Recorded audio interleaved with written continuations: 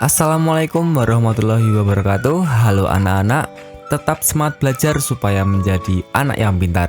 Pada kesempatan kali ini kita akan belajar tema 4 tentang sehat itu penting, subtema 2, pembelajaran ke-1 untuk kelas 5 semester 1. Jangan lupa berdoa terlebih dahulu sebelum menonton video ini.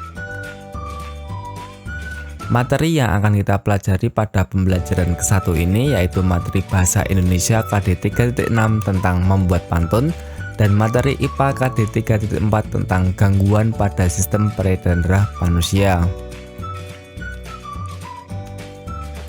Anak-anak, masih ingatkah apa itu pantun? Nah, pada subtema 1, kalian sudah belajar tentang pantun.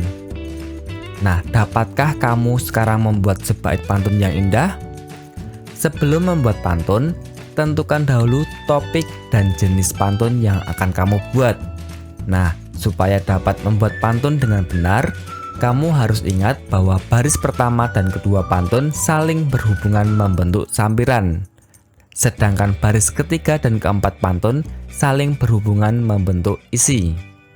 Agar anak-anak lebih mudah dalam membuat pantun, yang pertama, tulislah dahulu isi pantun yaitu baris ketiga dan keempat. Ingat, setiap baris terdiri dari 8-12 suku kata. Berikut ini contoh baris ketiga dan keempat atau yang disebut dengan isi. Kalau ingin badanmu sehat, rajin-rajinlah berolahraga. Setelah itu, buatlah kalimat yang menjadi sampiran, yaitu baris pertama dan kedua. Ingatlah, bunyi akhir baris pertama sama dengan bunyi akhir baris ketiga, sedangkan bunyi akhir baris kedua sama dengan bunyi akhir baris keempat. Dengan demikian, carilah kata yang bunyi akhirnya sama dengan kata sehat dan berolahraga. Contohnya seperti ini. Kendaraan beroda 4 melintas di jalan mangga. Nah, sehat sama dengan 4, berolahraga sama dengan mangga di vokal akhirnya. Nah, setelah menentukan baris sampiran dan isi, gabungkanlah keempat baris pantun tersebut, jadilah sebaik pantun yang indah berikut ini. Kendaraan beroda 4 melintas di jalan mangga. Kalau ingin badanmu sehat, rajin-rajinlah berolahraga. Darah adalah bagian tubuh manusia yang berfungsi untuk mengedarkan oksigen dan sari-sari makanan ke seluruh tubuh.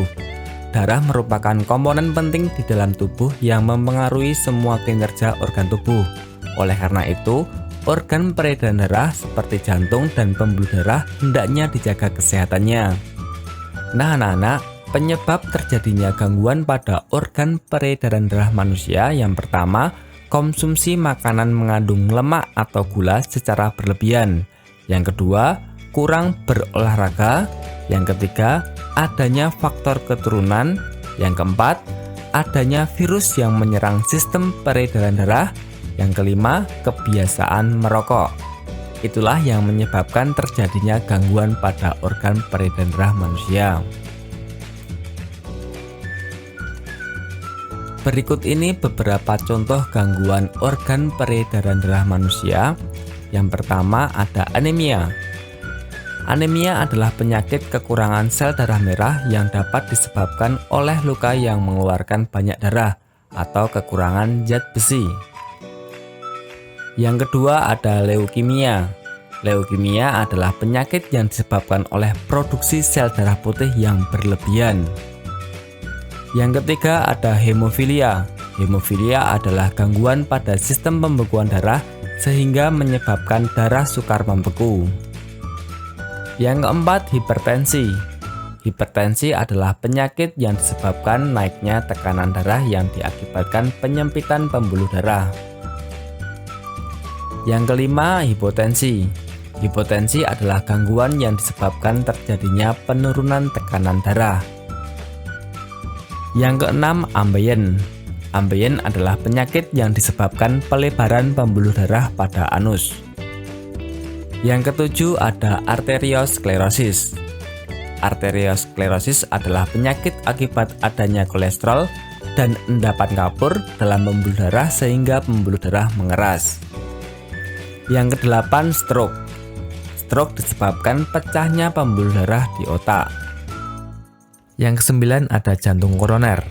Jantung koroner merupakan gangguan jantung yang disebabkan oleh penumpukan lemak darah atau kolesterol pada arteri koronaria. Yang ke-10 talasemia. Talasemia merupakan gangguan yang disebabkan karena bentuk sel darah merah tidak beraturan. Anak-anak, tanda-tanda sirkulasi darah tidak lancar adalah ketika mengalami sesak nafas, nyeri dada, dan sakit kepala. Sirkulasi darah yang tidak lancar juga sering menjadi penyebab sakit jantung dan stroke. Melancarkan sirkulasi darah dapat dilakukan dengan cara mudah, tetapi efeknya sangat besar bagi tubuh. Caranya adalah dengan membiasakan diri untuk lebih sering berjalan kaki atau berolahraga. Berjalan kaki setiap hari kurang lebih selama 30 menit setelah makan dapat melancarkan sirkulasi darah dan membantu proses pencernaan makanan dalam tubuh. Sekian pembelajaran dari saya, semoga bermanfaat, tetap jaga kesehatan, tetap semangat belajar, sampai jumpa lagi dan terima kasih. Wassalamualaikum warahmatullahi wabarakatuh.